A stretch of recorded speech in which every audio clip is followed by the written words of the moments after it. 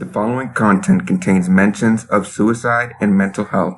If you're sensitive to the mention of these topics, viewer discretion is advised. Kanye Omari West. What can be said about Kanye West that he hasn't already said about himself? Kanye has been made famous and infamous for his outspoken braggadocio, his tendency to interrupt and go off script, and his passionate perspective resulting in hatred and controversy against him, even if he had good intentions or got misinterpreted. Most famously, he has been an outspoken advocate because of and in spite of his career.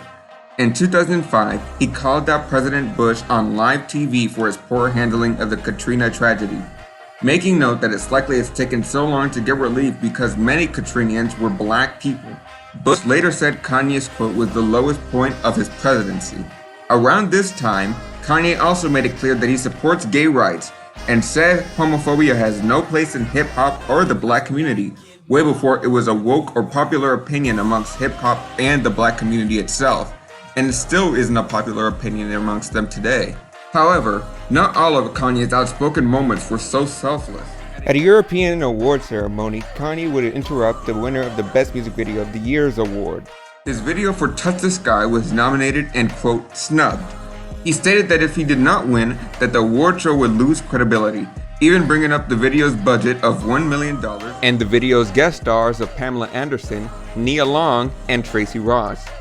Another notable moment of Kanye's outspokenness was his defiant insistence on including Jesus Walks on his first album, The College Dropout, as having a song about Jesus on a hip-hop record was seen as a very, very risky move.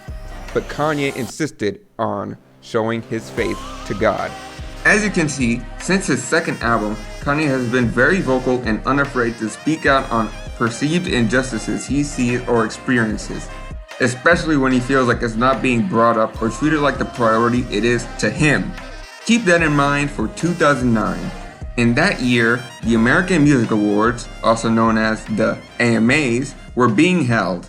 Many in the audience and at home found themselves in shock and livid at what Kanye would do at this particular award ceremony. In spite of the fact that Beyonce would later win Best Video of the Decade that night, when Taylor won her award, Kanye did not see what most people saw. Instead of seeing a young new female artist getting her moment against all odds, he saw a racially biased award show that awarded a young new undeserving white female artist video, which beat out the sheer phenomenon that was Beyonce's Single Ladies at the time. Whether he was empowered because Amber Rose was by his side, who was his then girlfriend at the time, or he was simply self-destructive after his incredibly depressing 2007 and 2008, when his mental state was broken after his mom passed away and his fiancée left him. It was not helped by the fact that he had been drinking a bottle of Hennessy by then, which he also later admitted to pre-drinking before the event. Kanye felt as though that this slight against Beyonce could not be excused. Kanye marched to the stage and grabbed the microphone from Taylor, perhaps being self-aware and slightly empathetic against her, saying that he was happy for her and that he'd let her finish. But Kanye continued on with his rant and turned to the audience, saying, "But Beyonce had one of the best videos of all time. One of the best videos of all time." The cameraman immediately shows Beyonce and most of the crowd's incredulous reaction. Kanye shrugs in the midst of the shock, and when the shock began to wear off, some there began to boo Kanye. Some there began to pull out their phones and live tweet about what had just happened. And by morning, every news outlet and tabloid began to report about it. Taylor had her moment robbed by Khan the Louis Vuitton Don. And to many, Kanye had gone too far this time. He had become a pariah. The threats and shame and pre-existing depression and mental illness had broken Kanye even further. The then President Barack Obama even called him a jackass, which is leaked to the press. Jay Leno would even bring up Kanye's mother and what she would think about Kanye and what he did when he was interviewed on The Tonight Show for a damage control apology tour. Stepped on, and it was rude, period. And, I'd like to be able to apologize to her in person, and, I wanted to Let me ask something. I was fortunate enough to meet your mom and talk with your mom a number of years ago. What do you think she would have said about this? Okay.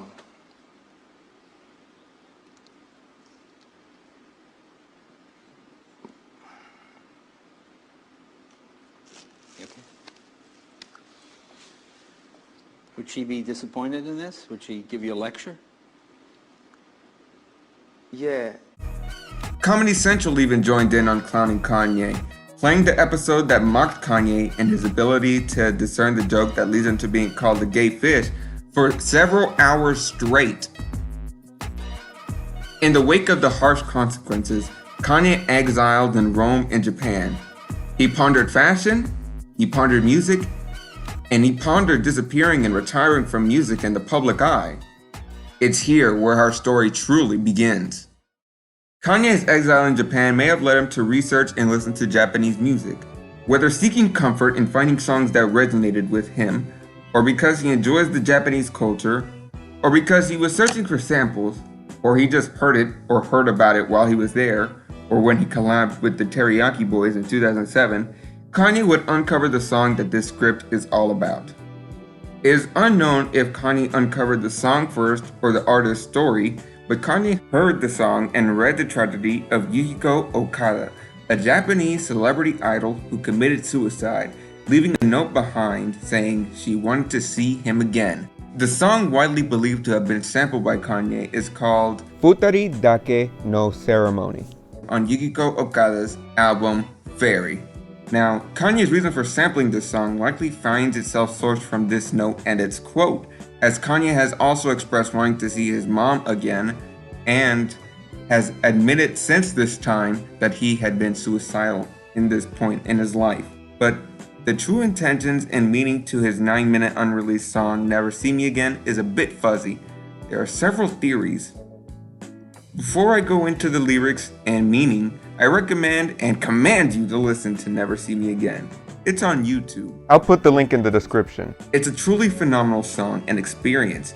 And I'm just gonna assume you've listened to it because I'm not trying to get copyright striked. Now, the first theory is that Kanye West was just planning to release the song as a retirement or hiatus song on his website while he worked on his next studio album, My Beautiful Dark Twisted Fantasy.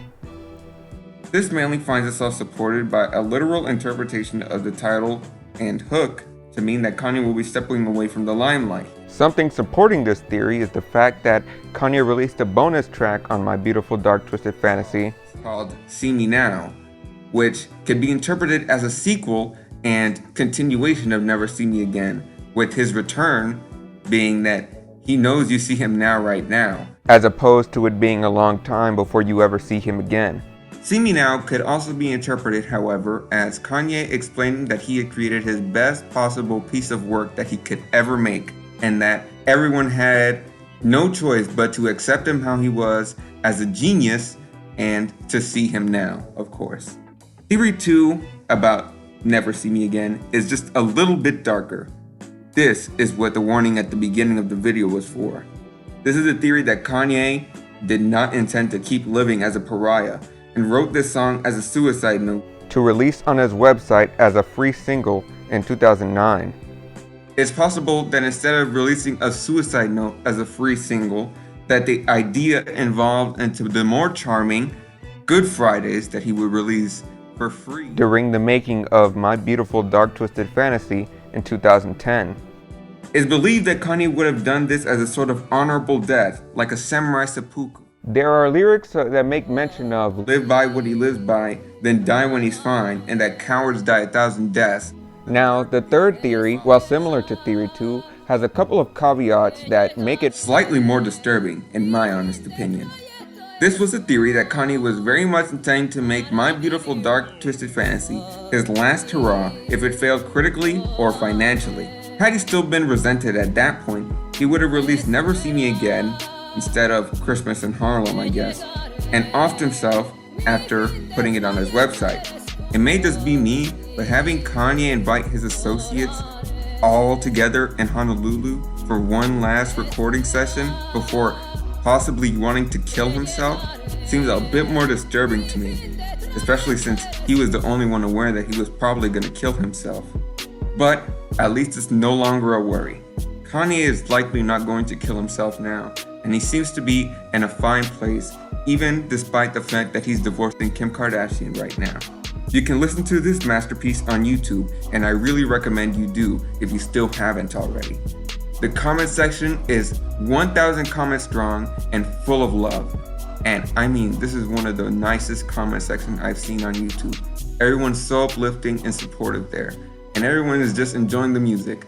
Y'all should focus on the music now. And wow, when I mean it's an experience, Never See Me Again is an experience akin to Runaway.